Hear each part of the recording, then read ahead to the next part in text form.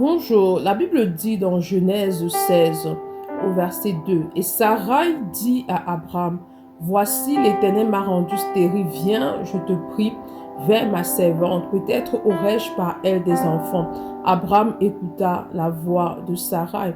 Donc ici, on a Sarai en fait qui essaie d'aider Dieu dans l'accomplissement en fait des promesses que le Seigneur a déclarées sur leur vie.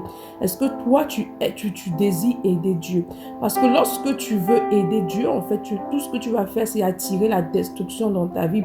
Parce que lorsque Dieu déclare une parole sur ta vie, lorsque Dieu se révèle à toi par rapport à ce qu'il veut faire et accomplir dans ta vie, ce qu'il attend de toi, c'est que tu travailles dans l'accomplissement de sa parole. C'est que tu demeures dans une attitude de foi et que tu proclames cette parole-là jusqu'à ce qu'elle vienne en manifestation. Parce que lorsque tu désires aider Dieu, en fait, c'est quelque chose qui émane de ta chair et de tes émotions. Et la Bible dit que l'affection de la chair, c'est la mort. C'est-à-dire que tout ce que tu fais et qui a pour source, en fait, les manifestations de les désirs de ta chair, cela va attirer la destruction dans ta vie. Donc, ce que le Seigneur attend de toi, c'est que tu demeures dans une attitude de foi et que tu crois qu'il est le Dieu omnipotent, celui qui a la capacité d'accomplir la parole qu'il a déclarée et qu'il a relâchée sur ta vie. C'est pourquoi ce matin, demande au Seigneur d'accorder la grâce, de ne pas tomber dans les murmures, de ne pas te laisser influencer par les désirs de ta chair. Demande de t'aider à demeurer dans une attitude de foi et ce peu importe ce que ta réalité te montre. Bonne journée. Shalom.